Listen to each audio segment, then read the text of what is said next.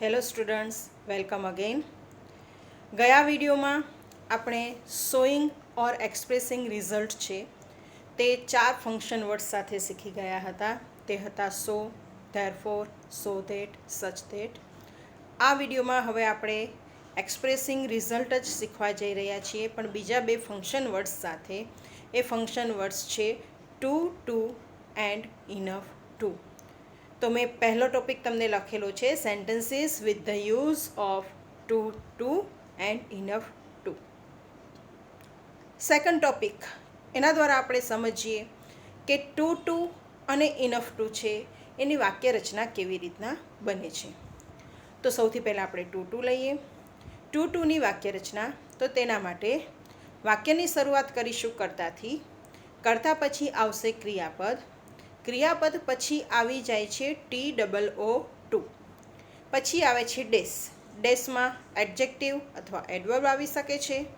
પછી આવે છે TO2. પછી બીજા વાક્યની શરૂઆત થાય છે. બીજા વાક્યની શરૂઆતમાં આપણે જેમ સો ધેટ અને સચ ધેટમાં કર્તા અને સહાયકારક ક્રિયાપદ મૂકતા હતા તે આપણે મૂકીશું નહીં, પણ સીધું V1 એટલે કે ક્રિયાપદનું મૂળ રૂપ મૂકીશું. એટલે પ્લેડ હોય તો પ્લે, રોટ હોય તો રાઇટ. એ જે એ ક્રિયાપદનું મૂળ રૂપ છે, એટલે કે જેને તમે V1થી ઓળખો છો એ આપણે V1 ક્રિયાપદનું મૂળ રૂપ મૂકીશું અને પછી અન્ય શબ્દો મૂકીશું. હવે આવે છે ઇનફ ટુ. ઇનફ ટુમાં વાક્યની શરૂઆત આપણે કરીશું કર્તાથી. કર્તા પછી આવશે યોગ્ય ક્રિયાપદ. યોગ્ય ક્રિયાપદ પછી આવશે ડેશ. ડેશની અંદર આવશે એડજેક્ટિવ ઓર એડવર્બ. એડજેક્ટિવ અથવા તો એડવર્બ આવશે. પછી આવશે ઇનફ, ENOUGH, ઇનફ. પછી આવશે TO2 અને આ TO2 પછી પણ આવશે ક્રિયાપદનું મૂળ રૂપ, જેને આપણે કહીએ છીએ V1. તે ક્રિયાપદનું મૂળ રૂપ આવશે. કર્તા અને સહાયકારક ક્રિયાપદ જો હશે તો નીકળી જશે. એ આમાં મૂકવાનું રહેતું નથી. આ ખાસ યાદ રાખવાનું છે. ટુ, ટુ અને ઇનફ ટુ વાળી વાક્ય રચનામાં બીજા વાક્યનું કર્તા અને જો સહાયકારક ક્રિયાપદ હોય તો સહાયકારક ક્રિયાપદ આવતો નથી, સીધું V1 આવી જાય છે, ક્રિયાપદનું મૂળરૂપ આવી જાય છે અને પછી અન્ય શબ્દો આવે છે. આ વાક્ય રચના છે તેને આપણે એક્ઝામ્પલ્સ દ્વારા શીખીએ એટલે આપણને વધારે ખ્યાલ આવશે. તો એક્ઝામ્પલ્સ જોઈએ તો ફર્સ્ટ એક્ઝામ્પલ છે, Sneha is too clever to solve this sum. આપણે પહેલા વિડીયોમાં જ્યારે સો ધેટવાળી વાક્ય રચના હતી ત્યારે મેં આવું જ વાક્ય લીધું હતું, પણ સો ધેટ તો આપણે યાદ કરી લઈએ. મેં લખ્યું હતું કે Sneha is so clever that she can solve this સમ.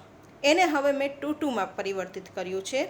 તો એમાં મેં કર્યું છે, મેં તમને કીધું એ પ્રમાણે, સ્નેહા કર્તા, ઇઝ ક્રિયાપદ, પછી મેં તમને કીધું એમ TOO2, પછી ડેશ. ડેશની અંદર એડજેક્ટિવ અથવા તો એડવર્બ.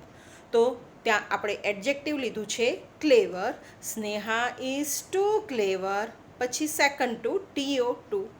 પછી આવશે V1 ક્રિયાપદનું મૂળ રૂપ. તો ક્રિયાપદ હતું સોલ અને એનું મૂળ રૂપ છે સોલ. તો આપણે અહીંયા લખ્યું છે સોલ. અન્ય શબ્દોમાં છે ધીસ સમ. તો એ વાક્ય રચના બની ગઈ, Sneha is too clever to solve this sum. Second આપણે વાક્ય રચના લઈએ, Sumit was too fast to win the race.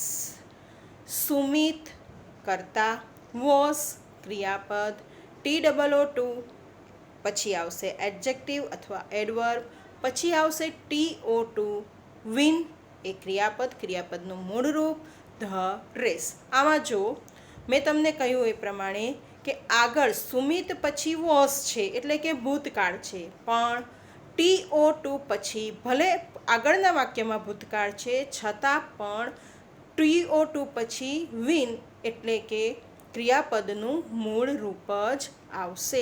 એ આપણે ખાસ યાદ રાખવાનું છે, કારણ કે TO2 સાથે ક્રિયાપદનું મૂળ રૂપ જ આવે છે. આ વાક્યને તમે સુમિત વોઝની જગ્યાએ સુમિત રેન લખીને પણ બોલી શકો છો, લખી શકો છો. Sumit ran too fast to win the race. તો મારા ખ્યાલથી તમને ટુ, ટુની વાક્ય રચના છે તે મગજમાં ઉતરી ગઈ હશે. ત્રીજું વાક્ય લઈએ જે મેં બનાવ્યું છે ઇનફ ટુથી. ત્રીજું વાક્ય છે Sneha is too strong. Sneha is clever enough to solve this sum. Sneha છે એ સમ છે તેને સોલ્વ કરવા માટે, ઉકેલવા માટે એ હોશિયાર છે, પૂરતી હોશિયાર છે, એટલે કે એ એટલી હોશિયાર છે કે તે સમ સોલ્વ કરી શકે છે. તો અહીંયા આપણે ઇનફ ટુની વાક્ય રચના જોઈ લઈએ. મેં તમને કીધું હતું એ પ્રમાણે સૌથી પહેલાં કરતા, પછી ઇઝ ક્રિયાપદ, સ્નેહા છે કરતા, ઇઝ ક્રિયાપદ, ક્લેવર છે તે એડજેક્ટિવ. ઇનફ ટુની વાક્ય રચના જુઓ, પહેલાં એડજેક્ટિવ અને અથવા એડવર્બ આવી જાય છે, પછી ઇનફ ટુ આવે છે. તો અહીંયા આપણે એડજેક્ટિવ પહેલાં લઈ લીધું છે ક્લેવર, પછી ઇનફ, પછી ટુ, પછી V1 સોલ્વ અને પછી ધીઝ સમ અન્ય શબ્દો. બીજું એક્ઝામ્પલ લઈએ. Sumit was fast enough to win the race. એમાં પણ જોઈ લો, પહેલાં કરતા, પછી ક્રિયાપદ ભૂતકાળ વોઝ, પછી એડવર્બ ફાસ્ટ, પછી છે ઇનફ ટુ, આગળ ભૂતકાળ છે છતાં પણ પાછળ વિન, કારણ કે ટુ સાથે મૂળરૂપ આવશે વિન ધ રેસ. પાંચમું ને છઠ્ઠું એક્ઝામ્પલ જોઈએ. પાંચમું એક્ઝામ્પલ છે Raj is too strong to win the fight. Raj is strong enough to win the fight. આમાં હવે બંને એક્ઝામ્પલ છે, એકમાં મેં ટુ લીધું છે, એકમાં ઇનફ ટુ લીધું છે. વાક્ય એક જ છે, રાજ ઇઝ ટુ સ્ટ્રોંગ. રાજ કરતા, ઇઝ ક્રિયાપદ, TOO ટુ, પછી આવશે એડજેક્ટિવ સ્ટ્રોંગ, પછી આવશે TO2, પછી ક્રિયાપદનું મૂળરૂપ win the fight. The fight છે તે અન્ય શબ્દો. એને એ વાક્ય છે તેને આપણે ઇનફ ટુની વાક્ય રચનામાં રાજ ઇઝ સ્ટ્રોંગ પહેલાં આવી જશે એડજેક્ટિવ, પછી ઇનફ ટુ, પછી વિન મૂળરૂપ ક્રિયાપદનું ધ ફાઇટ. બીજા બંને વાક્યો જોઈએ, બંને એક્ઝામ્પલ જોઈએ. Riya walked too slow to miss the bus. Riya walked ભૂતકાળનું ક્રિયાપદ, TOO, પછી સ્લો, અહીંયા સ્લો છે એડવર્બ છે, ટુ અને પછી છે મિસ ક્રિયાપદનું મૂળરૂપ. મિસ એટલે કે ચૂકી જવું. તો તે બસ ચૂકી ગઈ. એ એટલું બધું ધીમું ચાલી કે તે બસ ચૂકી ગઈ. તો Riya walked too slow to miss the bus. એને એ વાક્ય રચના આપણે ઇનફ ટુમાં લઈએ તો Riya walked slow enough to miss the bus. I hope તમને લોકોને આ જે બધી વાક્ય રચના છે તે મગજમાં એડજસ્ટ થઈ ગઈ હશે. તો હવે હું તમને હોમવર્ક આપું છું. હોમવર્કમાં હું પહેલું તમને કરીને દેખાડું છું. તમારે કમ્પ્લીટ કરવાનું છે. સેન્ટેન્સને ઇનકમ્પ્લીટ છે તેને કમ્પ્લીટ કરવાનું છે. પહેલું છે માયા ઇઝ સો ડલ. હવે તમને ખ્યાલ છે સો ધેટની વાક્ય રચના યાદ કરો તો માયા કરતા, પછી ઇઝ ક્રિયાપદ, પછી સો, પછી ડલ છે તે એડજેક્ટિવ. હવે ડલ પછી શું આવશે? ધેટ. બરાબર. તો સો ડલ ધેટ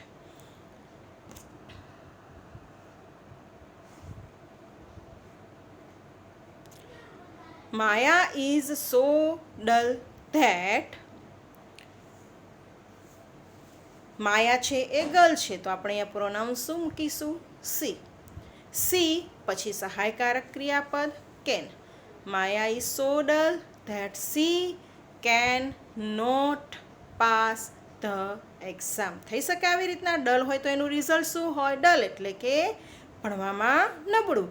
તો એ ભણવામાં એટલી બધી નબળી છે કે તે એક્ઝામ પાસ કરી શકી નહીં. તો આપણે એનું કર્યું Maya is so dull that she તેણી એક્ઝામ પાસ કરી શકી નહીં. Can not pass, exam pass કરી શકી નહીં.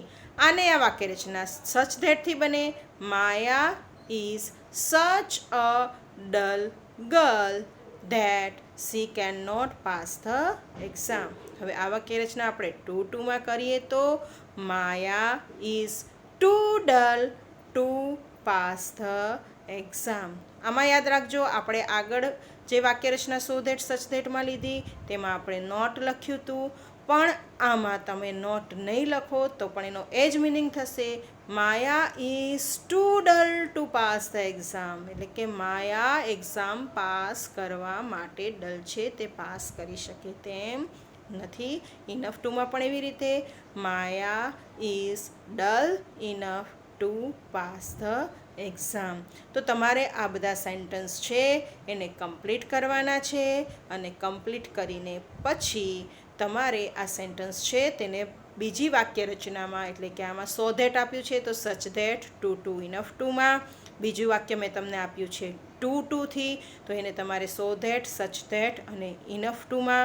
ત્રીજું વાક્ય આપ્યું છે ઇનફ ટુથી, તો તેને તમારે સો ધેટ, સચ ધેટ અને ટુમાં ફેરવવાનું છે. ચોથું વાક્ય આપ્યું છે મેં તમને સચ ધેટથી, તો તેને સો ધેટ, ટુ અને ઇનફ ટુ. અને મેં તમને પાંચમું વાક્ય આપ્યું છે ઇનફ ટુથી, તો તેને બીજી 3 વાક્ય રચનામાં લખવાનું છે. અને આ હોમવર્ક કમ્પ્લીટ કરીને તમારે તમારી નોટબુકમાં લખવાનું છે. Thank you.